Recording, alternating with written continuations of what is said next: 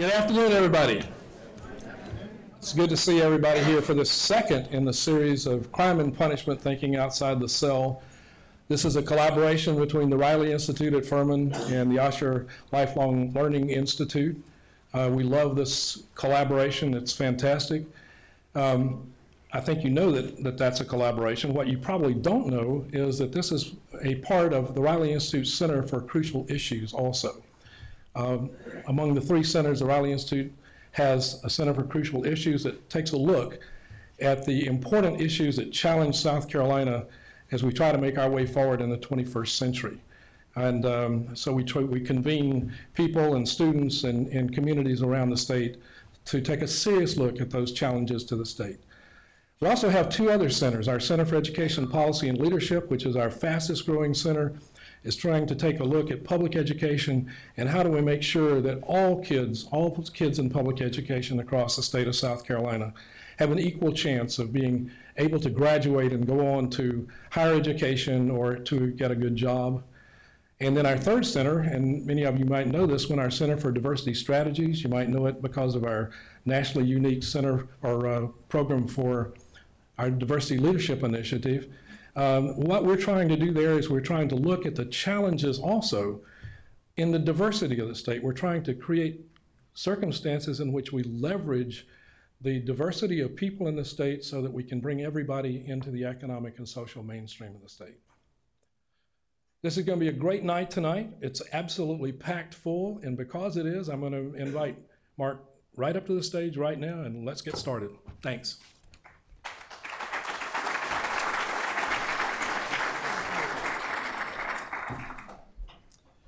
Yes, Don is correct. We do have a very packed evening here, full of some great guests, great conversation. Thank you, Don, for the introduction. I don't know if anybody in the state works harder than you in trying to move our state forward to make South Carolina all that it can be. So appreciate all that you do. Last week, of course, the topic was, does the punishment fit the crime? You heard Dr. Anderson refer to reforming the American justice system as maybe the civil rights initiative of the 21st century, maybe the most important civil rights issue of our time. And a lot of statistics about the rise of incarceration here in America over the past 30 years. And what has that done to some of our communities, especially communities of color? And we learned that the impact was deep and great and something that affects each and every one of us, even if we don't know somebody who's been incarcerated or we've never been incarcerated ourselves, that there are really serious costs associated with this rise in our criminal justice system. But there are innovative ways to reform. There are innovative ways for police to communicate with their communities, and we're going to hear about some of that tonight. So let's get started. We'll invite our panelists up to the stage for our first part of the conversation. If you five gentlemen would come on up, and I will introduce them from the far left, over here, your left, to my right.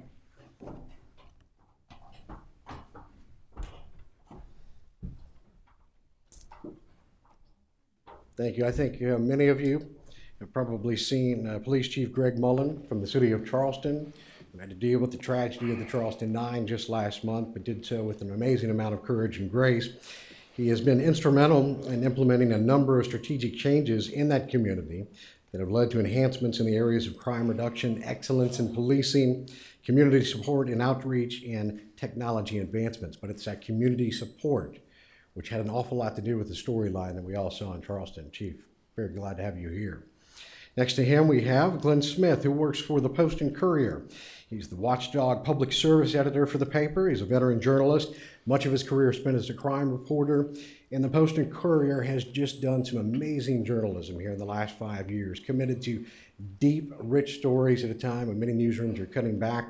They are the 2015 winner of the Pulitzer Prize. Glenn, many thanks to you for your journalistic work, and congratulations. Thank you for being here.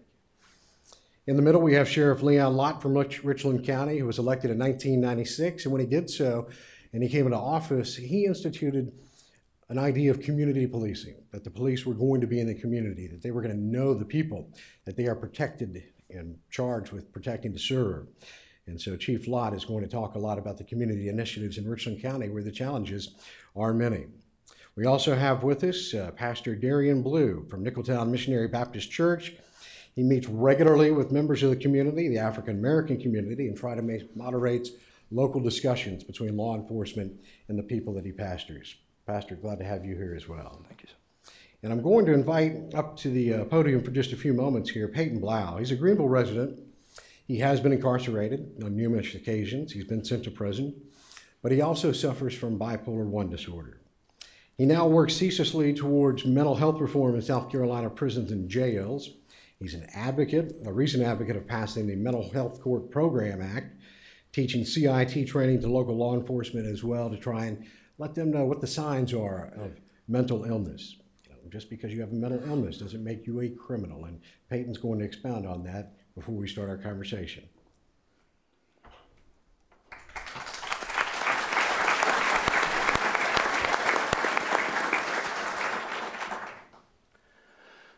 Good evening. The honor is great to be up here with this distinguished panel of leaders in our state, and I'm a bit overwhelmed. Thank you for allowing me to talk to you. My name is Peyton Blau, and I have bipolar type 1 disorder. That's the more severe type of bipolar that goes from suicide depressions to severe manias, where to the level you think you're perhaps God. So the man that stands before you right now has a criminal record, but I'm not your average guy with a criminal record. I'm what I'm going to call a medical criminal. You might ask what that is. Well, I'll tell you. I have a criminal record because of the medical condition of mental illness. And it has nothing to do with a bad character. I'm lucky, though. As you know, there are hundreds of thousands, if not millions of people like me who are behind bars today because of behavior caused by a mental disorder. Now, we cannot just release dangerous people onto the streets, right? That's what we do every day. Only they're usually a little more screwed up when they get out than when they went in.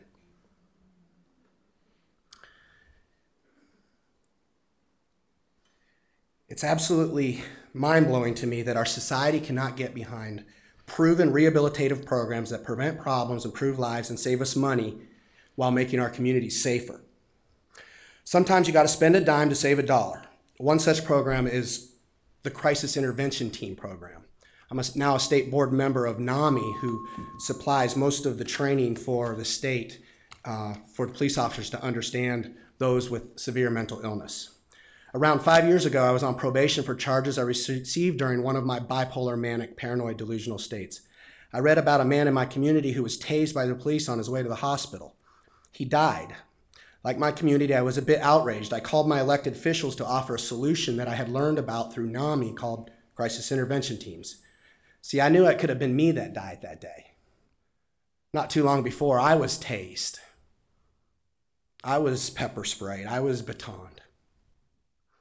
But see, I remember believing that the police were there to kill me, not help me.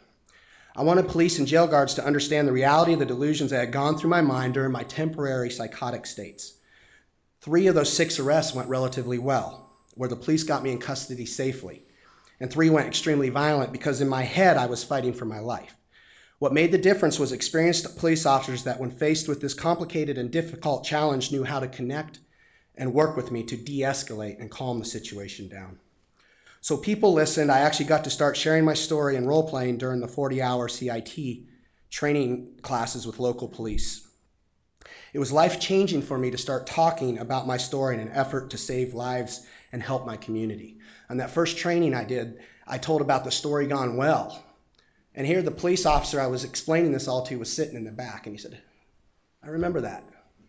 And instead of being afraid of the police, I had 40 officers clap for me, and I hugged this officer that had previously arrested me. Now we speak together to some of the classes. So I've spoken to thousands on this subject now, including the Department of Corrections, the Criminal Justice Academy, and to an organization called CIT International. More recently, I've been involved with many other advocacy efforts, including S426, which was envisioned at a table a year and a half ago with Senator Vincent Shaheen, and our next speaker, Stuart Andrews, was also there helping us get that. I'm proud to say that that bill has now been signed by the governor. It's designed to take people with a severe mental illness and give them rehabilitated and the help they need instead of just incarceration. We hope that's available to everybody in the state one day. So ultimately this evening, I'm here to represent individuals with a mental illness who cannot be here. There's other topics of discussion tonight, but I'm here to represent the mentally ill. Hundreds of thousands of people that are behind bars, that are in hospitals, or who have tragically passed on. And I know in a room this size that there's many heartaches that you have experienced, somebody's experienced here in this room with loved ones, and my heart goes out to you and empathizes. So I'm here to represent hope, to show you that people who are suffering can become productive citizens, and to let you know that we need your help more than ever now to make a positive change in this state and in this country. So I thank you so much for listening. I thank God. I thank my family. I thank my community for holding those of us that need help. And there's several in this crowd today that I see. And I just like to end with a verse of scripture that says, Proverbs 31:9 says, "Speak up, judge fairly, and defend the rights of the poor and needy." Thank you.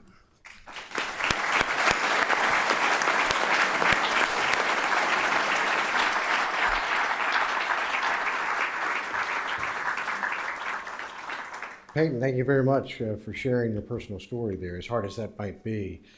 You might have seen the statistic that was scrolling across the screen both last week and this week for every person who is receiving mental health care in a psychiatric hospital. There are 10 others who are behind bars, treated as criminals. They have a mental illness. There's just something about that seems fundamentally wrong, that instead of receiving treatment for something you cannot control or help, you were treated like a criminal. And we're going to talk a lot about that here in the second part of the hour when we have a discussion tonight about corrections. And we'll continue to talk about the mental health aspect as well. But Pastor, I want to turn to you and your conversations between people that you minister to about law enforcement. We don't have to go through the litany of headlines here of late about the clashes between many publics and law enforcement and some of the issues that have come up here in the past year. It is a very difficult, challenging time, but illuminate us, if you will, about what people come to you and say about law enforcement. Thank you. First of all, I'd like to thank Usher and the Riley Institute for hosting this great event and allowing me to share just a few thoughts with this fantastic panel. So thank you guys so much. I have a very awesome opportunity to pastor and to help a community of color. And while it seems like we're making progress in some people's eyes, the things that I hear from my community is that it's almost like we're going back in time, in a sense, with some of the things that are happening, some of the things that are going on. And it's a very real wrestle, if you will. How do communities of color, or is it safe, and here's the conversations, is it safe for communities of color to let their guards down when officers come through? We had a conversation in the back, and I was telling them that at the Phyllis Wheatley Community Center, when the officers come in, the kids are friendly. You know, they're jumping in the cars, they're hugging them. But when the kids get in the community, the same officer can ride down the street, and the kids will say, "There go 5-0," and they run. They run. There is somewhat of a fear that is instilled in the African American community that I think that needs to be talked about, and it's, I don't even think it's hard to understand, especially coming from an African American community. But I think it's something that we still have to talk about, and I don't think the problem is yet solved yet. And so I'd like to just have a brief conversation around that. Well, Sheriff Lott, one of the issues that came up last week were some of the disparities in the justice system. That if you were to take me as an example, and I were to be caught with a minor infraction, maybe a minor drug charge, chances are I would never see the inside of a jail cell. I'd get a good attorney, probably get probation, or maybe even have it expunged from my record because I'd have the money to do so. It's not the case in African American communities. Do you see disparity sometimes in those communities you work with, or perceive that to be an issue that comes up routinely? It is an issue. and it's reality. If you're black and you're young and get caught with drugs, chances are you're going to go to jail. If you come from a very affluent neighborhood and you're white and you get caught, you're probably going to go to some diversionary program. And what we have to do is make it equal for everybody. And that's one of the things that we've tried to do at Richland County is have diversionary programs. Understand that we do have kids of all colors who make bad decisions and they need to be treated equally and give them the opportunity to be in these diversionary programs. Economics and money is one reason that minority youth are not able to go into the diversionary program. Most diversionary programs cost money to go to. They're not cheap, $500, $1,000, and most of these young people just don't have that money. We've designed diversionary programs where it doesn't cost. Working with our solicitor, we've been able to develop these programs, so that gives everybody the same equal opportunity to go to a diversionary program. So when they make that first mistake that all of us have made, and I don't think there's anybody in this room who hadn't made a mistake growing up, and we just didn't go to jail for it. I'm a cop because I got arrested. At 16, I got arrested for egging police cars. I did. I played baseball, so I was a good shot. I hit the cars, and my buddies didn't. But I got arrested for that. And I went through a diversionary program. I washed a lot of police cars. But it made an impression upon me, and it changed my life. It made me open my eyes up that not only was I hitting that car, and that was, egg splattered, but they explained to me, what if that had been my grandfather driving the car, and I hit his windshield and ran off the road and got killed? How would I feel then? See, I hadn't thought about that. And then in college, when I was deciding what I wanted to do, I went back to when I got arrested and went through a diversionary program. So I kind of dedicated my career that if I ever got the opportunity, I would make sure that everybody had the same opportunity I did to go through a diversionary program. And that's what we've been able to do. And by doing that, that's opened up the eyes of the minority community and said, well, you know what, the Sheriff's Department is treating us the same. And that's allowed us to build relationships with the minority community that you may not have in other areas because these kids in this city over here can't go through a diversionary program. They have to go to the criminal justice system. Our goal should be to keep kids out of the criminal justice system. When they get arrested and they go through that system, they're going to get their bachelor's degree, then they're going to get their master's degree in how to be a criminal. So we need to keep them out of that system. And that's where diversionary programs comes so important, but we have to make it available to everybody. When you have those diversionary programs, it's not just the allowing them that access to an opportunity, but is it also the belief that, well, the police department or the sheriff's department in this case, somebody's backing me, somebody wants me to make it through this program and succeed and not come back? Well, it shows that we care. It shows that young person that we care about them, but it also shows the parents, the grandparents, and all their family members that you do care, that they're just not a number, that they're actually a human being, and their law enforcement cares for them. And instead of doing the easy thing, put them in handcuffs, put them through the system, put them in jail, we're actually going that extra mile to keep them out of jail. That, to me, that really says a lot to them about where our heart's at. And that's what the community wants to know, is where your heart is at. Do you really care about us? Are you a cop because all you want to do is lock people up? Or are you in law enforcement because you want to help people? It's showing that we want to help people. Glenn Smith, one of the things that you said before the program that was interesting to me, and many, many years you covered the crime beat there in Charleston. Obviously, like many inner cities, had the numerous problems with drugs, gangs, but that delicate balance that exists between law enforcement, police officers who are trying to do their job, trying to protect the citizenry, and civil rights. And how do you weigh that sometimes? Because if you're trying to clean up an area that's had an awful lot of problems, it calls for tough policing. Does that tough policing cross the line sometimes? But if you're a cop, you've got a job to do. But yet there are unintended consequences you've seen in the past. Yeah, I mean, I'm going to press your button there.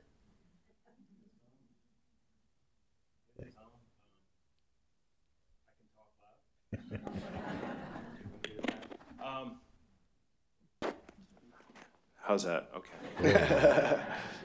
All right, yeah, I have. I think the benefit of being a reporter out in the community is I get to see things from a lot of different perspectives.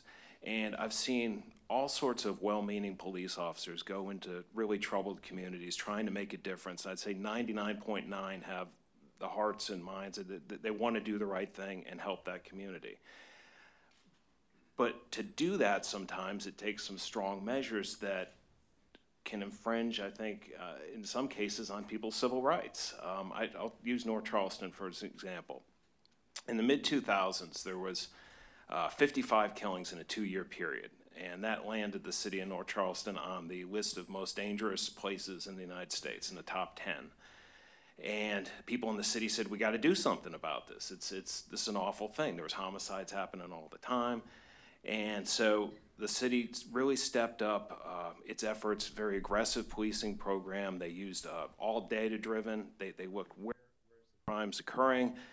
They stationed officers there. They stopped everything that moved through those neighborhoods. They really tried to get a handle on that. And what do you know, the next year or two, crime went way down. But at the same time, people felt very distrustful of the police because they were getting pulled over all the time, and a lot of times they didn't understand why. I remember going to the jail and seeing people in there that had been put in there because they didn't have a light on their bicycle, or because they had a broken tail light out, or they had an outstanding bench warrant for child support, and they couldn't afford the minuscule bail to get out. And they felt like, you know, they weren't doing anything, they just happened to be in this area that had a tough time. Now, I could see from their viewpoint very much so why they felt put upon. I also felt that I can understand why the police were trying to hold the line and really try to restore order in these areas. It's a very delicate balance. I know, like right now, we're taking a look at stops in which don't result in arrests. All police departments in the state have to keep statistics on that. In North Charleston, which leads the state by far, you're pulled over, a person can be pulled over about every 8 minutes in that city. I think it was something like 165,000 stops that didn't result in any sort of a citation or arrest, and 65% of those folks were black in a city that's 47% black. And if you look across the state, the numbers are very similar from city to city to city. So it's a very, very difficult balance, and it gets back to perception and communication and how we get together, and it. Well, Chief Mullen, you've lived in that community for many, many years, and North Charleston, of course, distinct from your jurisdiction. But obviously, tough policing is called for at times, but it can only be done effectively, it seems to me, if you have the trust of key community leaders, which is something I know that you've tried to work on for the last many years, trying to make contact with those important pastors, those important influential leaders in communities of color. And how does that relationship building matter in the end when it's time to crack down on the law? Well, I think one of the things, and thank you for the opportunity to be here, and all the things that have been said so far really mesh together into the solution that we need when we start talking about effective policing. And that's what I try to focus on is what is effective policing services. It's not just law enforcement. It's what do we do in a community to build the relationships when we're not in crisis. What is it that we do that we reach out and communicate with the community? Because what Glenn was talking about and what the pastor was talking about in terms of what is the root cause. The officer on the street, most people in the general public does not understand the pressure that a police officer is under every day.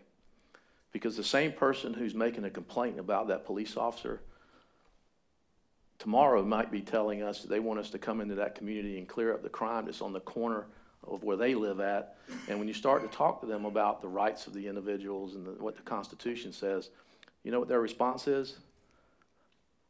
I don't want to hear all of that. I want you to fix the problem on my corner. So when you're in an organization or when you're in a profession that you're getting those types of mixed messages, it's so important for you to look at what the root is. And the root of our success is developing relationships and communicating with people. And if we do that successfully, then we're going to be able to overcome many of the challenges that we face today. We spend an exorbitant amount of time in our communities talking about things. Now, I'm going to be, and Glenn can tell you, we're not soft on crime. We focus on those people who need to be focused on. We focus on those individuals who are career criminals. We focus on those people who are creating fear and threats within the communities that we live in. And we go out into those communities just like the sheriff does in his communities, and we talk to people and we understand what their problems are, and we talk to them about what are those shared responsibilities that we can create so as a community we can work together. It's not us against them. And the way we do that is not only communicating with the adults, but we start working with the children at a very young age. And we go out and we build that trust and relationships with those children, and then we bring in their parents, and then we start talking about what the real problem is. And in my view, and in my opinion, and that's exactly what it is, my opinion, is the problems that we face today are because we can't sit down and have a legitimate conversation about the problems. I mean, I talk to my officers all the time, and I tell them, I understand that African-American young males, they have some concerns about the police. And I can tell you that my police officers also have some concerns about young African-American males. And nobody will say that. And that's what we need to be talking about. We need to be talking about why that young person in that church community center will run up and hug that officer, and that's their buddy and their friend while they're in that community center, but when they go back out into that community, they're running when they see the police. That's a taught behavior. Somebody is teaching that young child that the police are bad and they should run from them. We need to find out why. So as we work on this problem, and it is a problem, there is not one single solution though, because as we talk about a lot in our department, what we want to do is create a community that is safe and enjoyable for everybody. And to do that, we have to focus on two very important variables: enforcement, which is necessary and has to occur, and community support. And if you do one without the other, you're going to fail. So we need to make sure that we're working on both of those and not losing sight of the good people that we're dealing with in the community, and also understanding that there are some people in our communities that need to be in jail, and they need to be in jail for a long time because they have demonstrated over a long period of their lifetime that they only do one thing well, and that is victimize people in their community, and we need to stop those people.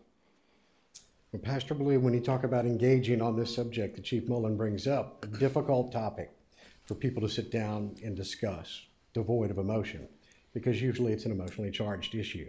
But when you think about young children who embrace the police by day yet run from them by night, you say that's a taught behavior, something learned, something generational perhaps that goes back for many years, and attitudes that have been carried over from Jim Crow? Yeah, I think it is somewhat generational, and it can be somewhat a taught behavior as well.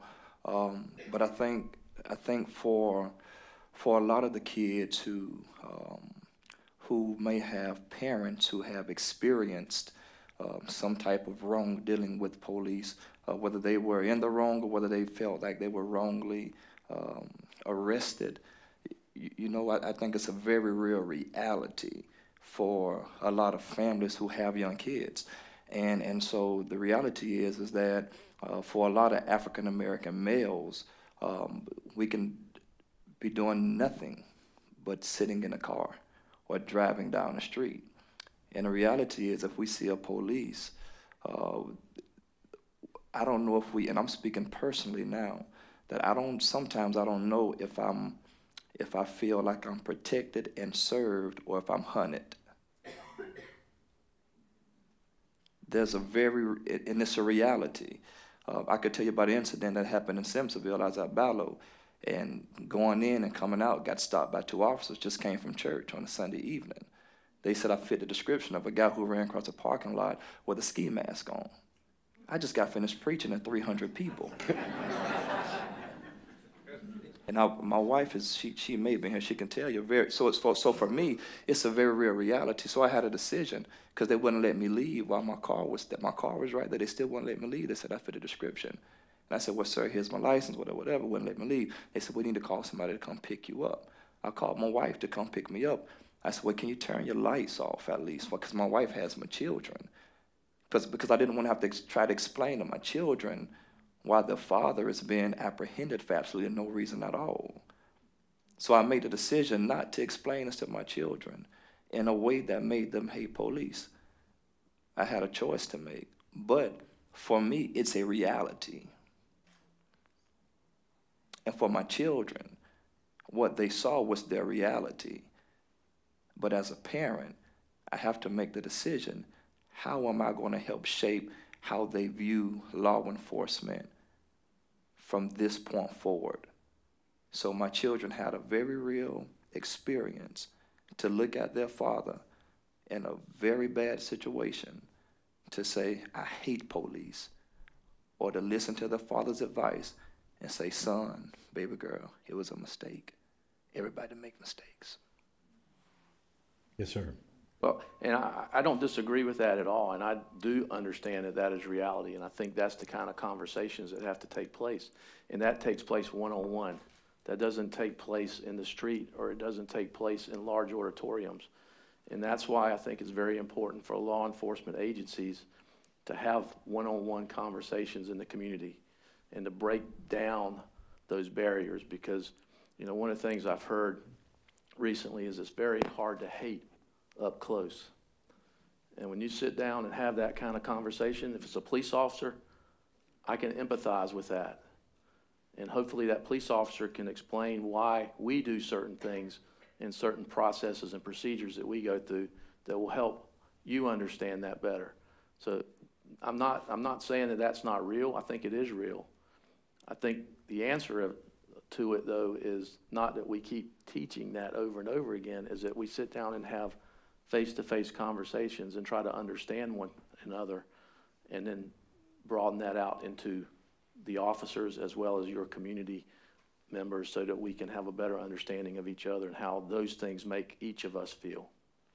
Sheriff Lott, back home where we live in Richland County, the 18 Citizens Review Board, is that a part of the conversation? It is, and before I do that, I don't want y'all to raise your hand because some of y'all are going to lie when I ask you this question. How many of y'all have been in the grocery store or Walmart and you'll see a parent and you'll see a child that may be acting up and you'll see a police officer walk by? And the first thing that parent says to that child is, see that man over there? He's going to put you in jail if you don't behave. What kind of message did that child just receive? And, you know, and that's, we do have that. We have parents who do that, and they make us out to be the bad guys. And we have to change that attitude to where parents don't teach their children that we are the bad guys. We are there to help. And on his situation, what we have to do with our officers is train them better to explain what their actions are. You may have fit the description of an armed robber. It would be those officers' responsibility to make sure you wasn't that armed robber. Now, they could do it one or two ways. They could say, hey, you just fit the description in the end of it, or they could have a good, decent one-on-one conversation with you and explain, you know, this is the description we got. You know, you fit that description. This is why we stopped you. It wasn't anything against you personally, but we had to do our job and explain it one human to another, and then hopefully you would understand it, and then you would be able to explain to your child, you know what, they were doing their job, and this is why they did their job. They're out here protecting us. There was a bad guy out here who committed a robbery, and you know they wanted to make sure that they would catch him, so they wanted to make sure it wasn't me. You know, they were doing their job. That's where we have to do a better job in law enforcement and training our officers. Law enforcement for a long time has a habit of saying, we're just not going to tell you why we do stuff. That's where we make a mistake. We need to explain to the citizens why we do things. And when we do that, people understand it. And when we do make a mistake, say we made a mistake and apologize for it. Apologize. Yeah, I didn't mean you any harm. You know, I apologize for stopping you, but this is why I did it. Please don't take it personal. And go. And when I've done that, we've actually built a relationship that you can take now and you explain it to your children, and then they can understand it. And I just want to follow. So I saw some of y'all laughing, so I know some of y'all have done the same thing with your kids too who misbehave. Yeah.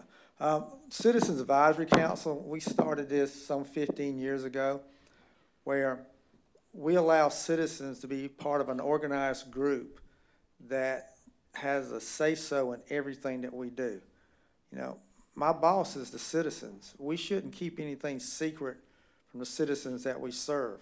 Now, I can't talk one-on-one with 500,000 citizens in Richland County, but I can talk to their representatives. And we've created a group of 22 individuals that represent the diversity in Richland County. They come in, they look at all our policy and procedures, they look at all our internal affairs complaints, they look at all our shootings. They're part of our interview board when we hire new deputies. They're part of everything that we do. It allows these citizens to have a voice in every single thing that we do. Up until recently, and Chief Mullen's one of them who's talking about doing the same thing. We've been the only agency that's done that in this state, and I don't understand why. Why do we keep secrets from the citizens we serve? So, and to be transparent and be open, we created the Citizens Advisory Council. I just was in Greenville a month ago to speak to the branch of the NAACP here about our program. It works. It works. It allows citizens to have a voice in every single thing we do. And there's no reason why you shouldn't have a voice, and your voice should be heard. I can't hear you all, but I can hear that person who represents your community. Peyton, let me ask you, training was one of the issues that came up, identifying certain situations, certain triggers. That would seem to be key for officers to be able to identify people in your situation and perhaps differentiate that between yourself and the quote-unquote criminal, even though you may be involved in what looks to be a criminal act. How important do you think investment in training is for people like yourself? Sure. First of all, I'd like to give one stat from the National Sheriff's Association. 50% of officer shootings are with somebody with a previous mental health record. So this whole conversation with police involvement is pretty heavily, mental health plays a part in all this. But training we believe is so important for police officers to understand what may be going through the mind of an individual, and especially somebody who's dealing with some type of psychosis, and recognize the difference between maybe just drugs or actual chemical imbalance that's going on. And at the academy level, they receive about 5 hours of training, and yet they're probably dealing with it street officers almost every day. Just for example, Texas supplies 40 hours at the academy level. I think maybe Mr. Sterling will explain how that's helped from training from incarceration too. That's where I received my 2 serious charges, was not from an officer with the violent arrest. It was actually after being behind bars and not having understanding behind bars. But to go back a little bit to the chief from Charleston, the big push for NAMI nationally and in the 17 chapters we have in the state is exactly what he was saying. It's to work together as a team, a community, to help these law enforcement officers. The largest mental health facilities in America now are county jails. The technical largest are the LA County Jail and the Cook County in Chicago and Rikers Island. So the more we can help take an individual and recognize the mental illness and then get them the help they need in the community, as opposed to just letting them walk back on the street where they probably don't have much family support because of the misunderstanding and the stigma surrounding the mental health issues, the more that we can support our officers. It's my firm belief that officers do it right 99% of the time, and yet it's on the front page the 1% they do it wrong. And the media is a great help in understanding awareness and everything, but they can also be a discouragement in some of these issues by printing the sensational things on the front page. So, I think this conversation is great, and I think the more we work together and the more we change hearts and minds on an individual basis about mental health or race, the better off we all are as a community. Well, Greg, as a reporter and somebody who is in charge with the editorial tone of a paper, we had the incident in North Charleston with Walter Scott. The reaction of the community was different from what we saw in Ferguson, Baltimore, New York, and other places where it was dramatically different, much more violent, much more vocal. What was the fundamental difference, you think, between North Charleston and some of the incidents that we saw in other parts of America where the reaction was very, very different? Yeah, I mean, the reaction both there and in Charleston after the church shootings, it's just remarkable how people came together. After the Walter Scott shooting, there was a lot of anger for sure, and there were people gathering in front of City Hall and protesting and you know, making demands for change there.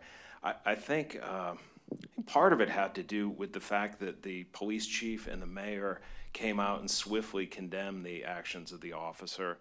The fact that he was arrested only after a few days helped as well. If that had festered for months and months and months, I don't know. I'd like to think that we wouldn't devolve into that sort of violence and that sort of reaction to it. I think, by and large, I mean, there are good relations in the community. I think though I picked on North Charleston a minute ago, I go back, they have done some really neat things in terms of training there over the years, in terms of new officers had to go to a sort of a community immersion class where they brought in folks from all different segments of the community, places where they'd had problems, folks of color who had a lot of complaints against the city, and they talked about those experiences, what it's like to get pulled over in the middle of the night, what it's like to be accused of a crime you didn't commit. So these officers who had just starting out at the department found out from the people they're going to be encountering what it's like to face that sort of thing. And then they would go out into the communities with some of these folks and just meet people, chat them up. They had to go door to door, talk to different people, go to little cookout things, get to those relationships, build those relationships before there's a problem. What the chief was saying, what the sheriff was saying earlier.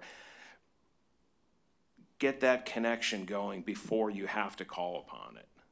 And I think maybe some of those things pay off in the end down the line when you have an event like Walter Scott. There's a little bit of trust there that the right thing's going to be done, that the mayor, the police chief, the prosecutor, that they're going to see this through and make sure that the justice is served. Certainly it helped also that the Scott family was beyond gracious and was standing up and pleading for no violence, so that when folks came from outside and called for a lot of disturbing things to happen, nobody really listened to them and they went away.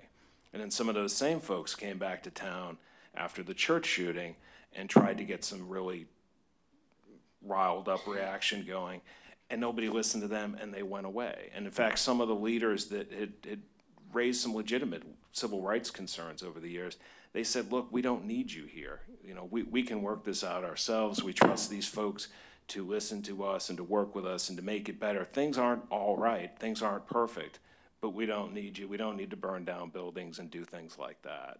And I remember some banners went up right after the church shooting along Calhoun Street.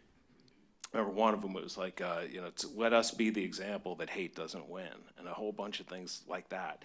And I think, you know, I felt a tremendous sense of pride in the city and, you know, in the whole state, the way we've shown the country that perhaps there is a better way to deal with this. Chief Mullen, I cannot even begin to imagine the emotions that you felt the night that you heard of the shooting there at Church Emmanuel. You knew some of those folks. You knew many community leaders who were very close to the church. Number one, I guess, priority, finding the person who did that awful deed.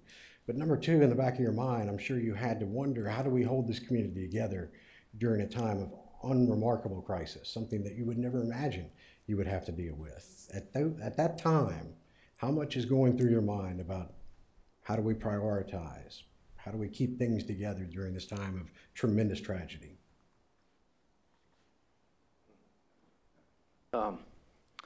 Well, obviously, it's a huge priority. I mean, it is the priority because obviously we had a really good team that was there working on tracking the criminal investigation part of it. But the key was, as you've heard the sheriff talk about, probably within an hour or so of that call coming in, we were talking with community leaders. We were talking with ministers. We were talking with activists. We were talking with families. And I think that is probably, as Glenn mentioned for the Walter Scott case, the families that were involved in this situation probably were the most important component. Their grace and compassion from the very beginning in terms of their embrace of each other as well as their embrace of the person who killed their loved ones was a remarkable example. And one of the things that is so important in this discussion is this didn't happen the night of the shooting. These relationships did not happen the night of the shootings. They have been ongoing for years. They have been part of a process that has been in place for us to work with the community, for the officers to get to know the community members, for the officers to be out and building trust and recognizing that we are part of that community. You know, and I think police officers, you know, a lot of times I think police officers get a bad rap in terms of they don't want to be treated special, but they do want to be recognized for what they do in the community, and that is they are the guardians of our communities. They are the people that get up every day and put on their uniforms and they go out and they protect people. And sometimes they're the people that want to hurt them, but they don't care. They might go to a call and arrest a family member and 30 or 45 minutes or an hour later be back at that same house protecting the person who may have made a complaint against them or who may have been involved in some other type of situation. You know, and I think what we do, or what we try to do anyway, is we try to let people recognize that we are humans, that we do make mistakes, and that when we do make those mistakes, we want to learn from them, and we want to make sure that we don't make them again. And I think in this particular situation that night, we very quickly embraced those partners that we had, and we asked them to pray with us, we asked them to support us, and we asked them to stick with us as we work our way through this process. And when those people from outside came, I called those folks and I said, you know, we talk a lot, and you tell me that if I ever need you to call you, and I'm calling you now. And they did. They stood up and they told those folks that we didn't need them in Charleston, that we could take care of our situation, and that we were going to do what we needed to do to embrace those families and embrace our community. And that particular event justified and validated all the things that we've been working on over the past 9 years to make sure that we are a team and that we are a community that supports one another. And the really interesting thing about that was that over the week or so after the event happened, with all the funerals and the ceremonies, that there were people out in front of the church with the police officers, and they were hugging the officers, and it didn't matter if they were white, black, brown. They were all just people, and they were all people of one community. And it really, I think, galvanized those relationships. And it's not to say that we're not going to have problems in the future and that we're not going to have people that disagree with what we do.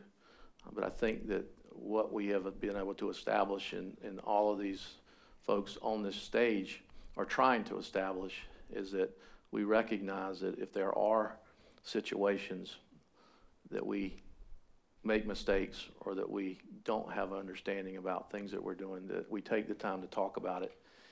And and I'll just end with this, and one of the things I think that has helped us more than anything is that, going back to that training piece, is that we've really pushed, along with other police departments across the country and in this state, a training program called Fair and Impartial Policing. And it talks about not the explicit bias that we all like to talk about on the surface, but it talks about implicit bias, which each and every one of us has. Each and every one of us has those implicit biases that guide us in certain things. And we need to recognize that, and we need to make sure that that doesn't affect our behavior. And with that ongoing training that talks about that, it talks about us recognizing that and realizing it and exercising steps to prevent that from driving our behavior. I think that that has really helped us to invest in our community and embrace it. And in turn, our community embraced us during the time that we needed them most. And it was wonderful seeing how that community came together. I mean, the national media, the world, everyone had a chance to see the heart of Charleston which was huge. Pastor Ballou, I'll end with you. Are you hopeful that you can go back to your congregants, to the people you serve, to the people who look to you for guidance, that there is hope on this situation, on this issue of justice and community policing, that the people out there that wear the uniform really are there to protect you? They're not the enemy to run from. Yes, I'm very hopeful. I'm hopeful, and I do believe that the future looks brighter. Our officers obviously are under a lot of pressure daily, having to do their job, and I do understand that in certain communities there are a lot of crime and a lot of things that take place, and I think that conversation we had in the back that I think law enforcement has to do its part, but the community has to do its part as well. And so part of my responsibility is going back to my congregation or going back to the community that I serve to say, hey, how can we better ourselves? And it's not so much, I'm a pastor, so you got to excuse me when I say this.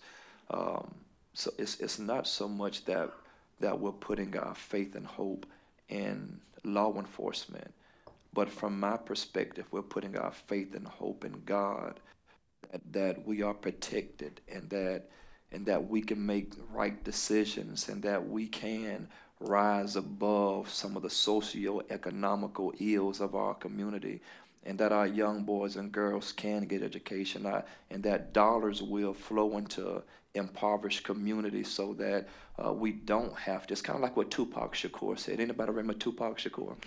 I know he was hated, but Tupac Shakur said it like this, and I love to quote him. He said that it's hard for a young black male. He said, because we're knocking at the door saying, hey, here I am, let me in. And the door's being closed and you can't come in. Then we go knock again, hey, let me in. I need a job. I want to work. My family can't help me. Hey, let me in. Please open the door. Let me come in. No, you can't come in. We knock again. Please let me in. Let me in. I need help. Let me in. And the door is slammed again.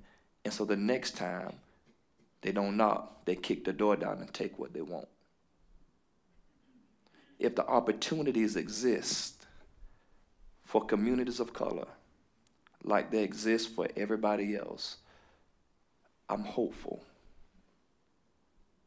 And I'm hopeful that citizens will be engaged, as Sheriff Lott has pointed out many times, that if you're not invested in your community, if you don't care about your community or think it's someone else's problem, or think that that's something that happens in that other neighborhood down the street, you're not going to have as strong a vibrant community as you should. It's not going to be as solid and as thriving as you might want it. So an informed, engaged citizenry right up there at the top to help solve some of these real troublesome issues. Gentlemen, thank you very, very much for joining us today.